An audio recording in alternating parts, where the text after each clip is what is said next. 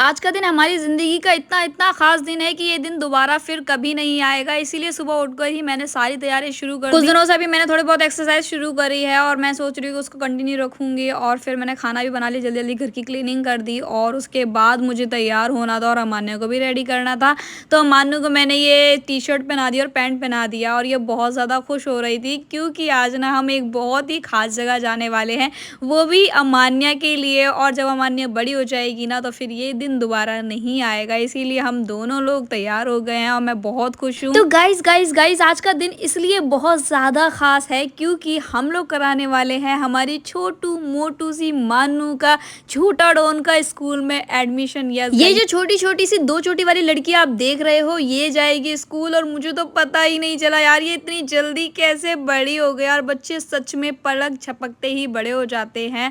और हम लोग आ गए हैं अमान्या के स्कूल में जो हमने सोचा था। सच में यार मैं अमान्या के फर्स्ट डे स्कूल के लिए ना बहुत ज़्यादा एक्साइटेड भी हूँ और इमोशनल भी हूँ। मैंने कई बार सोचा और बार बार ना मैं सोच सोच के मुझे ऐसा लग रहा था मानू स्कूल जाएगी तो मुझे कैसे अच्छा लगेगा घर पे अकेले, क्योंकि बचपन से अभी तक मैंने इसको कभी छोड़ा नहीं है। हाँ एक बार छोड़ा था तो मैं उससे पहले भी बहुत ज़्यादा रोई थी अकेले में। खैर कोई नहीं, एक ना एक दिन तो ये दिन आना ही था और अपने आप को कैसे भी करके स्ट्रॉन्ग करना पड़ेगा। आखिरकार बच्चे बड़े हो जाते हैं और टाइम ऐसे ही गुजर जाता है, पता ही नहीं चलता है। तो अपने बच्चों का बचपन जी लो यार जितना जी सको, क्योंकि एक बारी अगर बच्चे बड़े हो जाते हैं ना तो उनका बचपन लौट के नहीं आता है। तो हमने अमान्या का एडमिशन कराने का सोचा है पीजी में। और यहाँ पे जो स्कूल है ये, इसमें बहुत सारी चीज़ें थी, एक्टिविटीज़ थी, खेलने के लिए बहुत सारे टॉयज़ थे और झूले भी थे। तो मुझे लगा कि ये स्कूल अमान्या के लिए बेस्ट रहेगा और यहाँ पर ये काफ़ी ज़्यादा इंगेज रहेगी फिजिकल एक्टिविटीज़ में जो हम घर पे नहीं करवा पाते हैं। ऑब्वियस सी बात है कि अभी ये इतनी छोटी है, अभी उस हिसाब से पढ़ाई तो नहीं करेगी, लेकिन हाँ बच्चों को ना जो हम खेल खेल में सिखा देते हैं ना वो उन्हें लाइफ टाइम याद रहता है। तो मैं अमान्या के ऊपर बिल्कुल भी प्रेशराइज नहीं करती हूँ कि नहीं ये पढ़ो वो पढ़ो, क्योंकि देखो टाइम आने पे तो वो पढ़ ही लेगी, लेकिन जब वो जो खेल खेल के सीखेगी ना वो चीज़ उसको हमेशा याद रहेगी।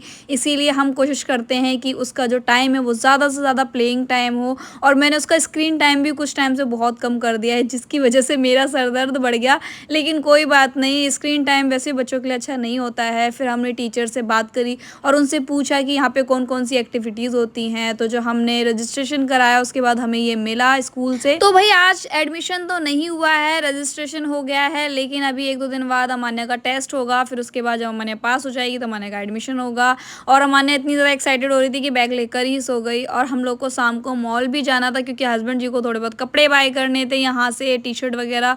तो वही मैं तो यहाँ से कुछ नहीं लेती हूँ क्योंकि यहाँ पे ओवर प्राइस्ड भी रहता है और जिस हिसाब से मुझे चाहिए होता है वैसा भी नहीं लेकिन रहता है। हाँ जाते ही बच्चों के सेक्शन पे एक आध नज़र तो मैं मार ही लेती हूँ। मतलब बच्चों की चीज़ें देखे बिना मुझे चैन ही नहीं आता है, मानने के लिए कुछ ना कुछ लेके जरूर जाती हूँ। कहते हैं ना माँ बाप बनने के बाद आपको अपने बारे में नहीं बल्कि आप अपने बच्चों के बारे में सोचते हो। और हमारे यहाँ पे आते ही इसको सारी चीज़ें अच्छी लगने लगती है तो ये बास्केट में भरती जाती है।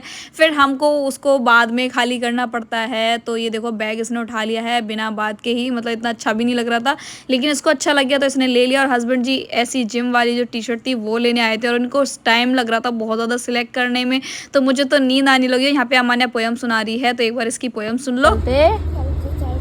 थक गई गोदी में उठा लो ना पापा।